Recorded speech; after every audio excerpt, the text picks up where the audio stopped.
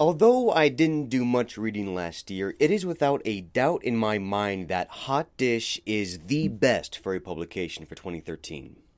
And it's not so much the content as it is the concept and how this anthology came to be. And it's all in thanks to the editor-in-chief Alopex, who is responsible for the annual anthology Heat, published by Sofawolf. And a personal criticism I've always had against Heat is that the term fatbrag, as derogatory as it sounds, couldn't really get more accurate. The stories are limited in their word count. The comics usually have a maximum of 8 pages roughly. And for poetry, you can't really do a whole lot with that. So there's not a whole lot of room for deep literary substance. Now, that's not to say that there hasn't been some very well thought out stories to come out of Heat. It's just that they've been few and far between. Generally speaking, the stories aren't that fulfilling. They're quick, cheap, and easily forgettable. However, over time, the pro submissions started having greater word counts, and while they ultimately had to be denied because they exceeded the limits, I think this suggests a growing level of maturity among the contributors. Instead of focusing on getting the readers aroused, the writers were more interested in developing the story and its characters. And really, most importantly, just getting readers emotionally invested. Now, this is the part where the genius of Hot Dish really shows itself. Rather than just outright tossing these longer, brilliantly written stories, Alopex decided to hold on to them.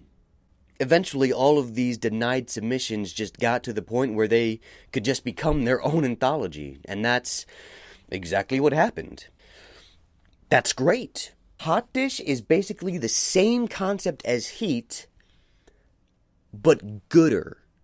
Really, I'm just happy that this anthology came along. I'm satisfied knowing that these stories were able to see the light of day. That could be all I ever know about this anthology, and I would be pleased. But it doesn't end there. No, see, Sofawolf is based out of Minnesota. And when I think of that state, I think of it being a farming state, rich with a family-centered culture. Like, I imagine Minnesota being the place where you could achieve the American dream. And one thing that comes to mind is having that bubbly, loving mother that loves to cook these huge, delicious, home-styled meals. Like massive mounds of fat and grease and stir-fried love in like physical form that you can eat and just yeah, the dream. A meal that is meant to put meat on your bones, packed with so much food that it will leave you feeling like a walking manatee, and with so much food left over, it'll last for a week. That right there is pretty much what the title and the anthology as a whole is based off. Great, long stories that are meant to be appreciated and taken slowly. You have to take your time to pick up on all the little elements sprinkled here and there. And they just all come together to form this gratifying experience. And when you're done, you just sit back and let it sink in, and you're just left with this warm, satiated feeling in your entire body. And really, all the stories in Hot Dish left a heavy impact on me. Some not quite as much as others, but by the end of each story, I felt moved in some way. Each story was a worthwhile experience worth reading. And that's really all I can say about that. As far as my favorite story goes, I couldn't really decide on just one. They were all brilliant. There are 3 stories that come to mind that stood above the rest, those being Evening's Festivities, A Secret Place, and What Would You Do If I'm Not What I'm Supposed to Be. Those were the stories that I really enjoyed above all the others, and I think they really exceeded and pushed the bar for this anthology. But if I absolutely had to choose one story,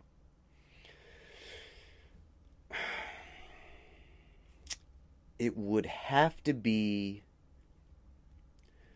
Evening's Festivities by Feora Meridian. That was a story that felt a lot like a roller coaster. It was unpredictable, it was surprising, it made me excited in more ways than one. And there's this whole chunk of the story where it feels like it's some action movie set in medieval times. There's all this swashbuckling sword play, a chase scene, running through strangers' homes, and it was just a really good time. I can't remember the last time I had that much fun reading the story. So yeah, Feora Meridian, you have my vote for best short story. And this is unlike Heat, where it's over and done within 5 minutes, leaving you hollow, unsatisfied, and wanting more. And yes, I am aware that all of these analogies apply to both food and sex. That's not lost on me. Regardless, Hot Dish is great and worth the time and money to read. FC is coming up, and if you're watching this review before that, go ahead and pick a copy while you're there, while you're at it. You're not going to regret it. I guarantee. My thanks goes out to Alapex for making this anthology a reality, and my appreciation goes out to the editors and contributors for all of their devoted, amazing work. And if you stuck around to the end, I just want to apologize to the contributors of Hot Dish for lagging behind on doing the interviews and reviews. School and work just really came together to kick my ass into the ground and just really sap up all my energy. So I'm sorry. I will try my best in the following weeks to catch up on them. I hope you forgive me. Also to Christina Tracer and Mary Loud for really lagging behind on their reviews and interviews. You guys definitely deserve it. And again, I'll be getting to that as soon as I can. My schedule has opened up significantly since last semester, so I will do the best I can to catch up on everything. And also my thanks to Voice and Reachin for editing the script to this review and making it flow much better than what it originally did. Thank you. Thank you for watching. Thank you for following. Be sure to subscribe, rate, comment, all that fun stuff. And also, I apologize for just being... Yeah.